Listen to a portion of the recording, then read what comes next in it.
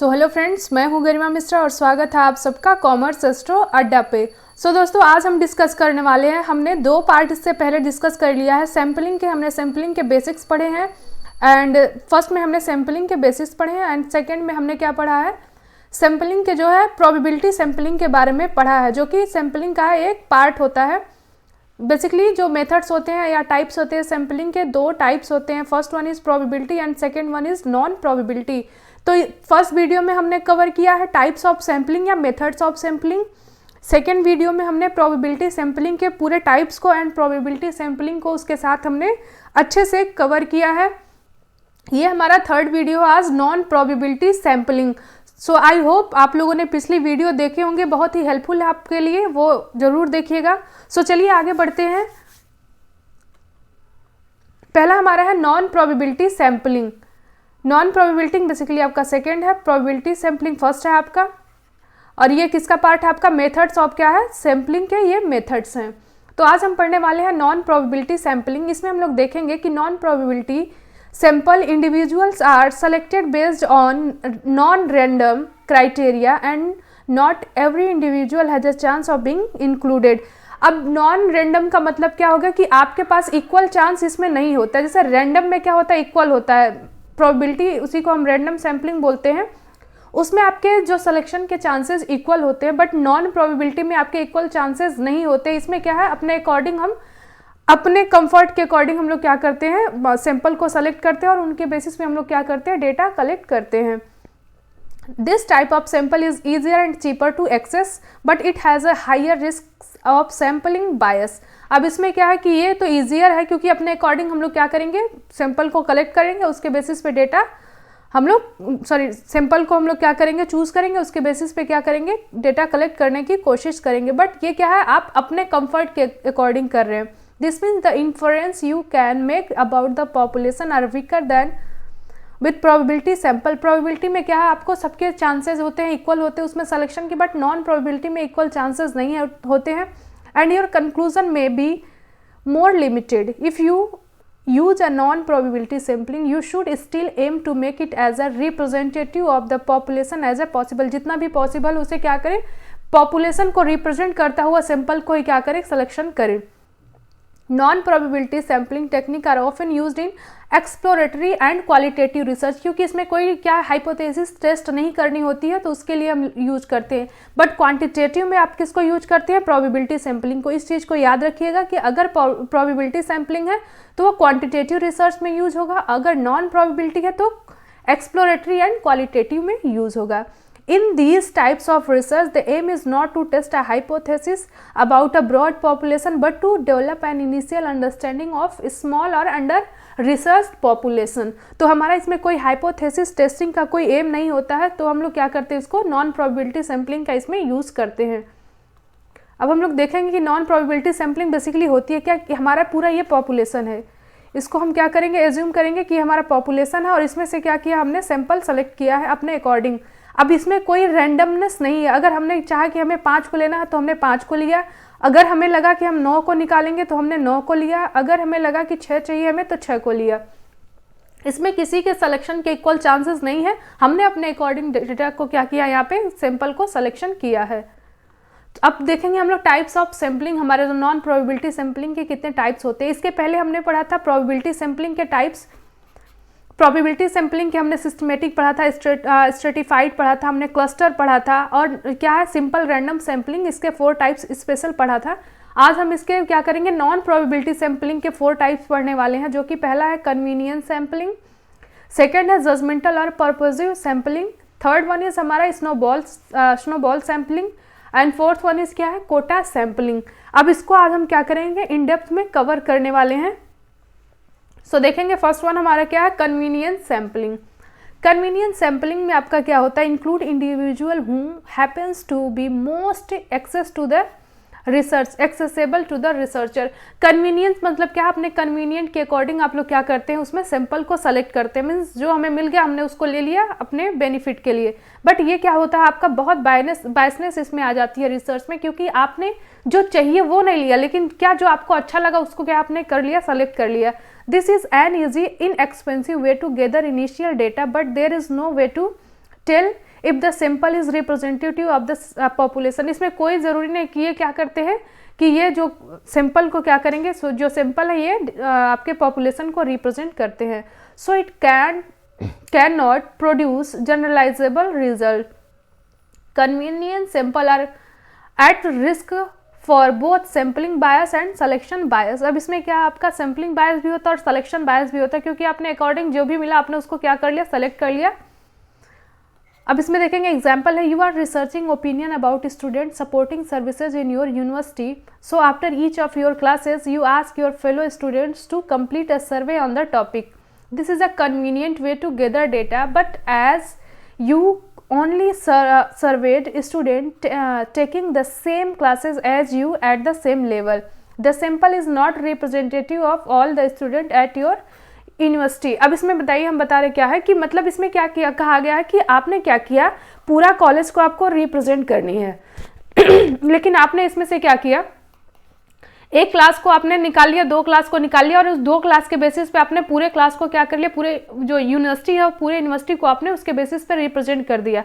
लेकिन कोई ज़रूरी नहीं है कि ये जो दो क्लास है कि सेम थॉट जो अदर क्लासेस रखते हैं वो भी सेम इनके अकॉर्डिंग थॉट्स रखते हो, क्योंकि सबके अपने जो होते हैं परसेप्शन अलग होते हैं, सबके थॉट्स अलग होते हैं। तो आपके दो क्लास आपके होल कॉलेज को या यूनिवर्सिटी को रिप्रेजेंट नहीं कर सकते हैं।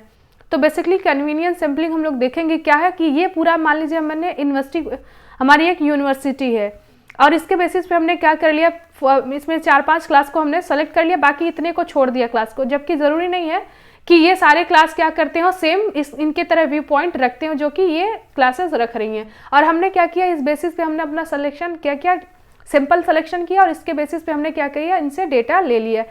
तो ये डेटा आपका होल जो यूनिवर्सिटी है वो रिप्रेजेंट नहीं कर रहा है। तो ये क्या है, इसमें बायसनेस, जो रिसर्च में बायसनेस होने के चांसेस ज़्यादा बढ़ जाते हैं। तो ये आपका कन्वीनियंस सैम्पलिंग होता है। नेक्स्ट हम लोग देखेंगे पर्पोजिव सैम्पलिंग। अब इसमें पर्पोजिव सैम्पलिंग में क्या होता है आपका, this type of sampling also known as judgmental sampling involved the researcher using their expertise to select a sample that is most useful to the purpose of the research। अब इसमें पर्पोजिव sampling होता है, जो जजमेंटल होता है, हम क्या करते हैं इसमें एक्सपर्ट होते हैं, वो क्या करते हैं अपने बेसिस पे डेटा सेलेक्ट करते हैं। It is often used in qualitative research when the researcher want to gain detailed knowledge about a specific phenomena rather than make statical inferences, और when the population is very small as a specific and effective purposive sample must have clear criteria and rationale for inclusion. Always make sure to describe your inclusion and exclusion criteria and be aware of observe bias affecting your argument। अब इसमें क्या है कि हमने क्या किया, अपने according, हमने अपने एक्सपर्टीज के अकॉर्डिंग क्या किया, वहाँ पे हमने सिंपल को सिलेक्शन किया है। फॉर एग्जाम्पल है, you want to know more about the opinion and experience of disabled student at your university, so you purposely select a number of students with different support needs in order to gather a varied range of data on their experience with student services। अब इसमें क्या है कि हमारा क्या है कि हमने क्या किया, दूसरे के बेसिस पे हमने वो डेटा कलेक्ट किया है और हमने क्या किया, एक पर्पज़ को हमने सॉल्व करने के लिए इस डेटा को बेसिकली सेलेक्ट किया है। तो ये आपका जनरलाइज नहीं होगा, ये स्पेसिफिक कंडीशन में ही आपके काम आएगा। और इसमें क्या होती है, मैक्सिमम बायसनेस हो सकती है, क्योंकि जो सेम थॉट आपके जो दूसरे डिसेबल्ड हैं उनके सेम थॉट आपके अनदर के नहीं हो सकते हैं। अब इसमें हम लोग देखेंगे क्या है कि हमने क्या किया, पॉपुलेशन से पर्पस मीन्स क्या होता है कि हमें जो चाहिए, हमारा पर्पज क्या है, हमें किसको सेलेक्ट करना। तो हमें क्या है, इनमें से किनको सेलेक्ट करना, हमने उसको डिफाइन कर दिया कि हमारे जो है सिलेक्शन के हमारे जो क्राइटेरिया है ये लोग हैं। तो हमने क्या किया, इस बेसिस पे हमने अपने पर्पस को सेटिस्फाई करने के लिए हमने बेसिकली क्या किया, यहाँ पे डेटा सेलेक्ट कर लिया है। नेक्स्ट हमारा स्नोबॉल सैम्पलिंग। स्नोबॉल सैम्पलिंग में आपका क्या होता है, in the snowball is hard to access, snowball sample can be use to recruit participant via others participants. The number of people you have access to snowball as you get in contact with more people. The downside here is also representativeness, as you have no way of knowing how representative your sample is due to the reliance on participant recruitments other. अब इसमें क्या है हम बताते हैं, अभी आपको अच्छे से एग्जांपल से आपको समझ में आएगा। इस स्नोबॉल में क्या है कि हमने जय हो मूवी सबने देखा होगा कि वहां से क्या स्लीपर सेल्स को क्या है, एक स्लीपर सेल दूसरे स्लीपर सेल को अपने साथ ऐड करता है और ये क्या करता है, दो को और ऐड करता है, यहाँ से दो तीन और ऐड होती है। तो बेसिकली आपका वही स्नोबॉल सैम्पलिंग होता है कि एक जो आपका रिप्रेजेंटेटिव होता है वो दो को लाता है और ये जो दो होते हैं ये दो दो को लेके आते हैं। बेसिकली ऐसे क्या होता है, सिंपल साइज आपकी लार्ज होती चली जाती है। अब इसमें देखेंगे you are researching experience of homelessness in your city. Since there is no list of all homeless people in the city, probability sampling isn't possible. You meet one person who agree to participate in the research and she puts you in contact with other homeless people that she knows in the area. अब इसमें क्या है कि at least हमें इसमें one participant important है, क्योंकि ये जो पार्टिसिपेंट है ये क्या करेगी, अनदर पार्टिसिपेंट को ले आएगी।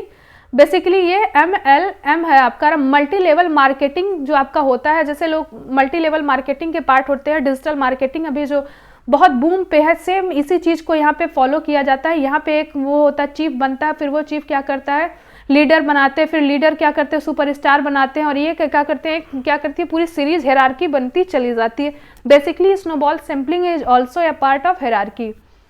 अब इसमें देखेंगे कि हमने क्या किया कि यहाँ पे हमको क्या होमलेसनेस की क्या है, हमें चाहिए कि एक्सपीरियंस कैसा होता है। तो पहले हमें एक होमलेस बंदा चाहिए। अब ये बंदा क्या करेगा, दूसरा होमलेस को खोजेगा, तीसरा को खोजेगा, अब ये तीसरा चौथा क्या करेंगे और दो को खोजेंगे अपने अकॉर्डिंग। तो ये आपका होता है स्नोबॉल सैम्पलिंग।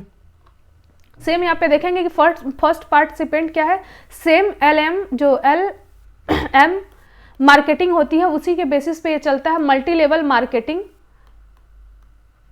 ये उसी का आपका एक एग्जाम्पल होता है। पहला फर्स्ट पार्टिसिपेंट आपका क्या है, फर्स्ट है और ये क्या करेगा, 3 को लेके आएगा। अब ये कोई ज़रूरी नहीं है 3 को, इसमें नंबर आप जो होते हैं वो बढ़ते और घटते रहते हैं। अब इसमें ये क्या है, जो ये है वो 3 लेके आए, ये 3 लेके आएंगे और ये लेके आएंगे। अब ये भी क्या करेंगे, अपने अकॉर्डिंग बढ़ाते चले जाएंगे। तो ये आपका क्या होता है, स्नोबॉल सैम्पलिंग।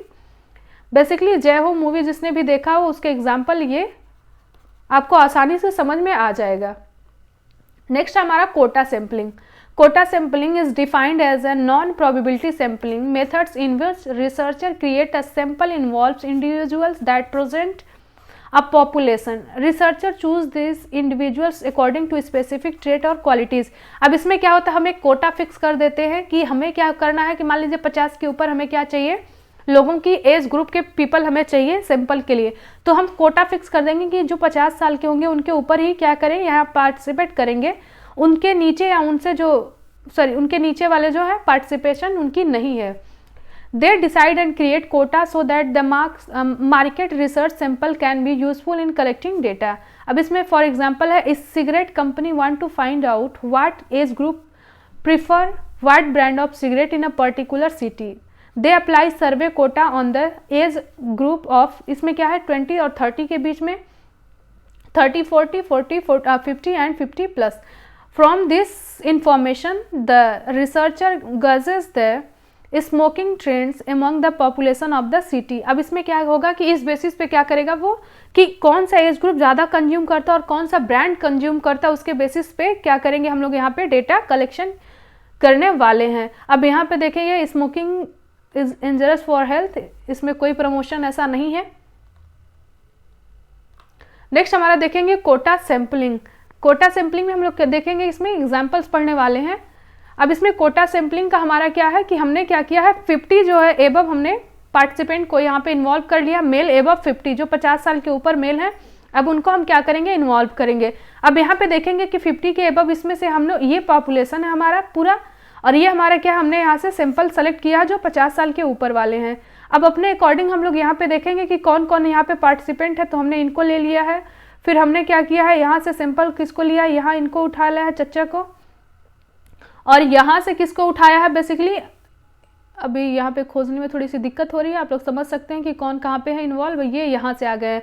तो ये आपका सिंपल हो गया कि हमने क्या किया, कोटा फिक्स कर दिया कि 50 साल वाले। अब जो 50 यंगर है इनको नहीं लेंगे, इनको नहीं लेंगे, इनको नहीं लेंगे। बेसिकली किनको सेलेक्ट करना है, केवल जो 50 साल के ऊपर यहाँ पे हैं उन्हें हमें क्या करनी है, सेलेक्ट करनी है।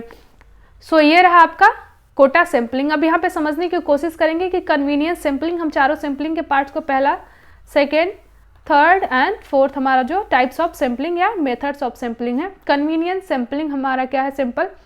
इसमें हमने क्या किया, अपने कन्वीनियंट के अकॉर्डिंग क्या किया है, डेटा सेलेक्ट कर लिया, इसको चाहिए, इसको चाहिए, ये चाहिए हमें। पर्पजिव में हमारा पर्पज क्या है, किनको सेलेक्ट करना है। कोटा में हमारा कोटा फिक्स कर दिया, और स्नोबॉल में हमने क्या किया है, एक हायरार्की बना दी है। अब इसके बेसिस पे क्या करेंगे लोग, अपना सिंपल आगे क्या करेंगे, बढ़ाते चले जाएंगे। सो ये रहा हमारा आज types of non probability sampling के 4 टाइप्स है। मोस्ट इंपॉर्टेंट टॉपिक है आपके एग्जामिनेशन के पॉइंट ऑफ व्यू से। आई होप आप सबको पसंद आया होगा। अगर वीडियो पसंद आती है तो प्लीज़ चैनल को सब्सक्राइब ज़रूर करिएगा, और हाँ, कमेंट बॉक्स में कमेंट ज़रूर करके बताइएगा कि अगर वीडियो अच्छी लगी हो तो उसके बारे में भी फीडबैक दीजिए। अगर नहीं अच्छी लगी हो, कोई चीज़ कमी हो, तो उसके बारे में भी आप लोग फीडबैक दे सकते हैं। इसके लिए आपका मोस्ट वेलकम है। सो चलिए मिलते हैं अगली वीडियो में, तब तक के लिए थैंक यू सो मच।